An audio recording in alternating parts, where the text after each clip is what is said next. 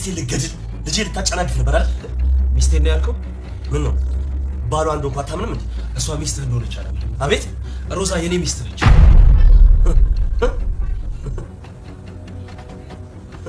ሮዛ ያንተ ሚስት ነበረች አልነበረች? አዎ ሮዛ የኔ ሚስት ነበረች። ምንድን ነው ያልከው? ይቅርታ ዴቭ፣ ይሄንን እውነት ማወቅ የነበረብህ ከዓመታት በፊት ነበር፣ ግን እኛ ለአንተ ስሜት አልነበረንም። በተለይ ደግሞ እኔ ስለተፈጠረው ነገር ሁሉ በጣም ይቅርታ፣ አዝናለሁ። ትሰማኛል? ቺካዲ በስተመጨረሻ እውነቱ ተጋለጠ አይደል?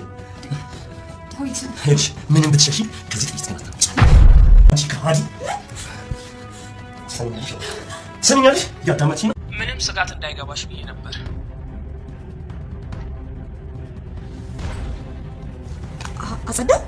አጽድቶታል። ብታውቂ ወረቀት እንኳን አልቀረም። ያ ጅላንፎ ባልሽ አንድም ሰነድ ሊያገኝ አይችልም እና እኛ ማን እንደሆነ ይገባዋል። አመሰግናለሁ ማዬ። ቢያንስ ለትንሽ ጊዜም ቢሆን ጊዜ መግዣ ይሆነኛል።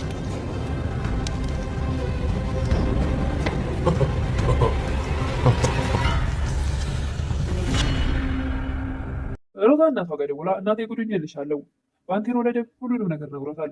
ከዚህ በፊት የኔና የሱን የትዳር ግንኙነት መረጃዎችን የሚያጠፋ ሰው እንደነበረ ነግረሽኛል። አሁን ደም ክስ ይመሰርታል። ከዚህ ደግሞ ከመመስረቱ በፊት መረጃዎችን ስለሚያሰባስብ ያ ነገር ቶሎ መጥፋት አለበት። እናትየዋም ወዳጅነታችን ብቻ ሳይሆን ጎረቤትነታችን ተጠቅሜ ቶሎ እንዲያጠፋልሽ አድርጋለሁ። እሱ አያሳስብሽ ልጄ። ደብም በበኩሉ ጠበቃ ጋር ደውሎ ከሮዛ ጋር ፍቺ መፈጸም እፈልጋለሁ። ስለዚህ እያንዳንዱ መረጃዎች አሰባስብልኝ ወዳጄ። ከአሁን በኋላ ከእሷ ጋር ምንም አይነት የትዳር ግንኙነት ሊኖረኝ አይችልም። ሰላም ጤና ይስጥልኝ ውድና የተከበራችሁ በመላው ዓለም ያለች ኢትዮጵያና ኤርትራዊ እንዴት ናችሁ? እግዚአብሔር ይመስገን ደህና ነኝ። ባሏ ሙሽራ ይዞባት የመጣው ሚስት ደግሞ ትንሿ ሙሽራ ክፍል 32ን አብረን እናያለን። የባለፈው ክፍል ድብ ባንቴሮን ሚስቴ ልትገድል ልጅንም ጽንሱ ልታጨናግፍ ነበር አንታውሬ በሚለው ሰዓት ባንቴሮን ሮዛ ያንተ ሚስት አይደለችም የኔ ሚስት ናት በሚለው ነበር ያለቀው ቪዲዮ። ድብም እጅግ በጣም ይደነግጣል። ምን ማለት ነው ደግሞ ይሄ? አንተ ደግሞ እግሬን ሲሻልህ ጭንቅላት ታመመ እንዴ? በሕክምና ስህተት የሆነ ነገር ሳይበጠስ አይቀርም ጭንቅላት ውስጥ ይላል ድብ። እኔ ከምንም ጊዜው በላይ አሁን ደህና ነኝ ይላል ባንቴሮ። ትንሿ ሙሽራ ሉሊትም ድብ በማታ ወጥቶ ስለቀረ በጣም ተጨንቀናል እኔና ሔዋን ትላታለች ለሮዛ። ሮዛም እናንተ ምን ይመለከታችኋል እኔ ሚስቱ ያለው ትላለች። እንትና ሔዋን ለድብ ሆነ ለቤቱ ምንም አይደላችሁ፣ ስለዚህ ከምን ተነስታችሁ ነው የምትጨናነቁት? ለድብ አለማሰብ ይሄ ጤነኝነት አይደለም ትላለች ትንሿ ሙሽራ ሉሊት። ሮዛም እውነትሽን እኮ ነው፣ ፍርፋሪ ከመለቃቀም አንስቶ ንጹህ እንጀራ በላሽ አይደል ትላታለች። እንጀራውንም ከድብ እንጂ ከአንቺ አይደለም ያገኘሁት ትላለች ሉሊት። ነገር ቢሆን ከኔ ከቤት እመቤቷ ነው መጠየቅ ያለብሽ ትላለች ሮዛ። ሉሊትም የአንቺን የቤት እመቤት የሚገልጽ ከሆነ እሺ እነግርሻለሁ፣ ነገር ግን ደግሞ ዝምታዬ ካልተሰማ ትንሽ ብጮህ ጥሩ ነው ትላለች። ምላሽ ጀመረሻል እያለች በተደጋጋሚ ትኩሳታለች። ሮዛም ሉሊትን አንቺ ራስ ወዳድ ነሽ፣ ለቤተሰቦች ያልራሽ ደግሞ ለድብ አስባለሁ ብትይ በፍጹም ሊገባኝ አይችልም። ያችን ብሆን ኖሮ ቤተሰቦችን ሰዓት ላይ ጥጄው አልመለስም ነበር። ብትሆኚ ምን ታደርጊያለሽ ትላለች ሉሊት። አብሬያቸው ችግራቸውን እካፈል ነበር። አብረሽ ስለተራብሽና ስለተጠማሽ ችግራቸው ልታስወግጃ አትችይም። ከርቀቱ ነው ከንፈር መምጠጥ ነው የሚሻለው ትላለች ሮዛ። አብረሽን ሰው ስለተቸገረሽ ሳይሆን ከርቀትም ሆነሽ ስለ እነሱ ድጋሚ እንዳይቸገሩ ማሰብሽ እሱ የተሻለ ነገር ነው። አረስ እነሱ ልትረጂ ራስሽም እኛ ላይ በጥገኝነት ነው ያለሽው ትላለች ሮዛ። እንትም አንድ ቀን ችግራቸውን እንደማስወግድላቸው ተስፋ አለኝ አምናለሁ ትላለች። ተኝተሻል ነው ትላለች ሮዛ። ባንቴሮን ምን እንደሰረች ታውቃለህ? ውሸት ነው በማለት ሽጉጥ አናቱ ላይ ይደቅንበታል። እኔን እያየህ እውነቱን ንገረኝ፣ አንተ ከኛ ምንድን ነው የምትፈልገው? ይላል ደብ። እናንተ ምንም አልፈልግም፣ እንደውም እኔ ለእናንተ ማድረግ ነው የምፈልገው ይላል ባንቴሮን። ሮዛ በደምም ሆነ በአብሮ አደግነት እህት አይደለችም፣ እውነቱን ንገረኝ ይላል። በፍጹም ምንም አይደለችም እች እያለ በተደጋጋሚ ይጠይቃል ደብ። ሚስቴ ነች። ሮም ይሄን ነገር ማወቅ የነበረብህ ከዓመታት በፊት ነበር፣ ግን እኛ ደግሞ ለአንተ ምንም ስሜት አልነበረንም። በተለይ ደግሞ እኔ በጣም ይቅርታ፣ ይህን ነገር በዚህ ሰዓት አልነበረ ማወቅ የነበረብህ ይላል ባንቴሮን። ድብም ሽጉጡን አናቱ ላይ እንደደቀነ ይሄ ነገር እውነት ከሆነ እገልሃለሁ። ባንቴሮን ምንም እንኳ ኃይለኛና ጉልበተኛ ቢሆን ነገር ግን ያክስት ልጅ ተብሎ ደብ ቤት ብዙ ነገር ስላሳለፈ ምንም ነገር ማድረግ ወይም ደግሞ በጉልበት ሊጠቀም አልፈለገም። ደብ ላይ ምንም ነገር ሊያሳይ አልፈለገም። ምንም ነገር ቢያደርገው ጸጥ ብሎ ነበር የቆመለት። ጥፋቱ የራሱ መሆኑን ያውቃልና ያክስት ልጅ ተብሎ ረጅም ጊዜ እዛ ቤት ብዙ ስህተት እንደሰራ እያውቀዋልና። ሶስተኛው ግን ፍቅረኛ የምትለው ሰው ወደዛ ቤት ይመጣል። እንዴት እዚህ ድረስ ትመጣለህ? ደግሞ ሰው ቢያይህ ስትመጣ ምን ሊፈጠር እንደሚችል አታውቅም እንዴ ትላለች። አልሰማሽም እንዴ? ባንቴሮ ለደብ ሁሉንም ነገር ነግሮታል። ምን መሆን አለብኝ? እናቴ ጋር ልሂድ እንዴ ትላለች ሮዛ። በጣም ትደነግጣለች። ሲጋር ሳይሆን እኔ አንድ ቦታ ቃለሁ፣ ስለዚህ ቶሎ ተዘጋጅና ይዤሽ ልሂድ ይላል ፍቅረኛ የተባለው ሰውዬ። ሶስተኛ ወገን ፍቅረኛ የተባለው ሰውዬ ዴቭና ባንቴሮን ከቅርብ ርቀት እያያቸው ነበርና ባልሽ እንደዚህ ግልፍተኛ መሆኑን ባውቅ ኖሮ እንኳን አብሬሽ ልተኛ በጭራሽ አጠገብሽ አልደርስም ነበር። ስለዚህ ቶሎ ነጥፋ ይላል።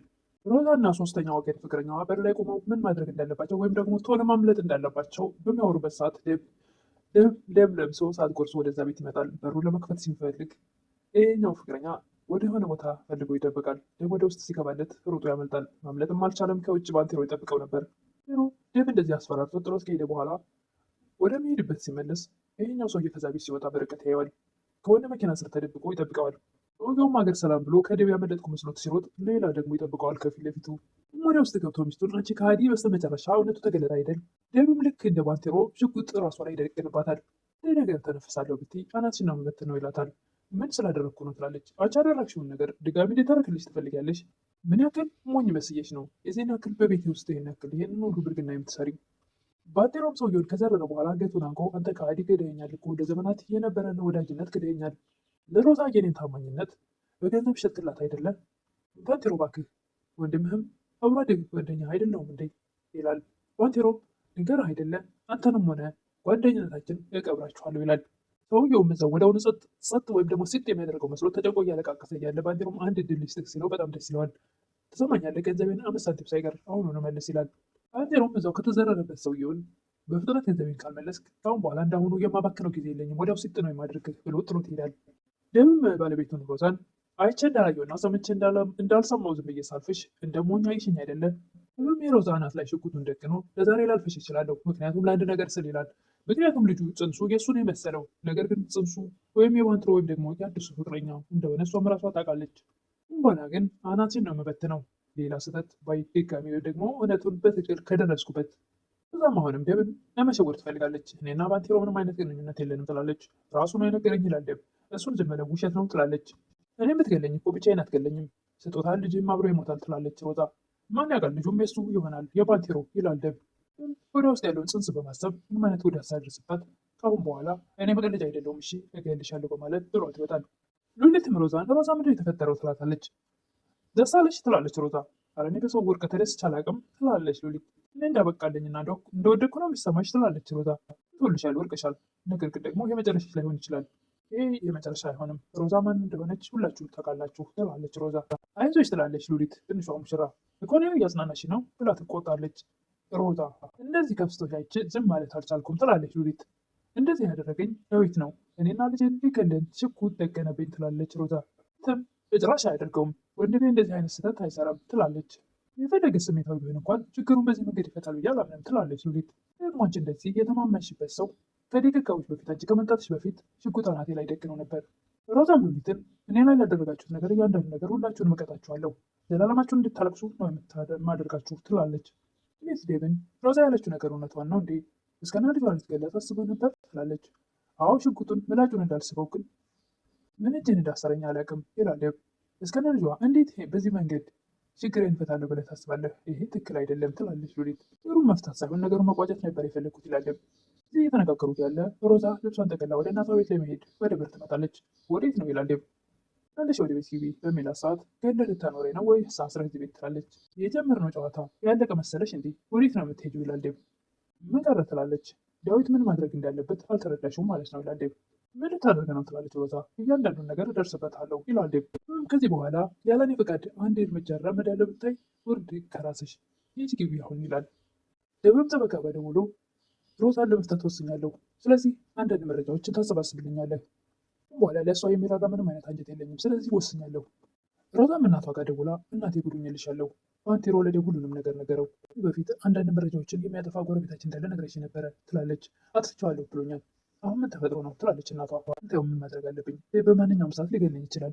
ለጌፍታሽ እንጂ እንዴት ነው ሊገልሽ የሚችለው ትላለች እናት። እናቴ ያለምንም ርህራሄ እኮ ነው ጭንቅላቴ ላይ ሽጉጥ የደቀነው። እርጉዝ ባልሆን ኖሮ አልጎዳኝ ነበር።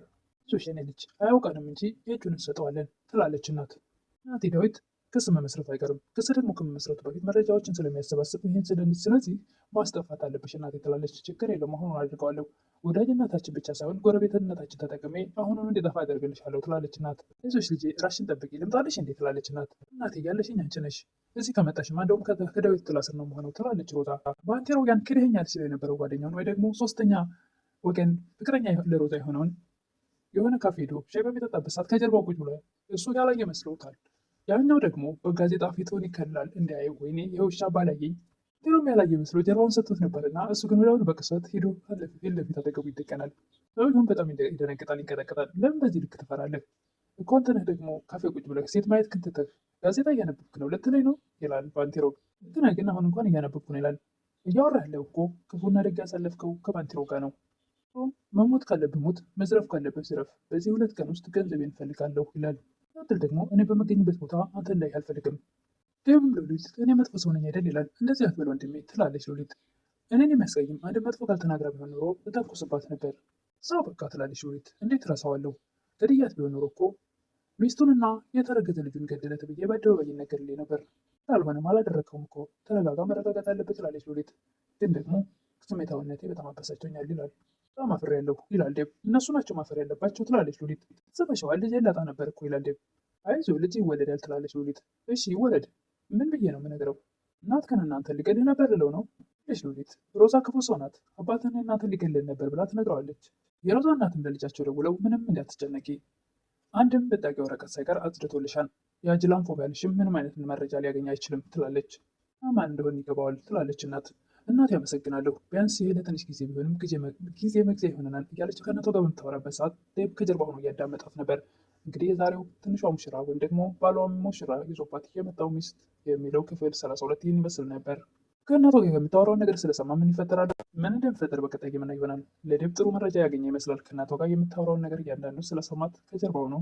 ቪዲዮ እዚህ ላይ ነው ያለቀው። እሱን እንግዲህ ቀጣይ ምን እንደሚፈጠር የምናየው ይሆናል።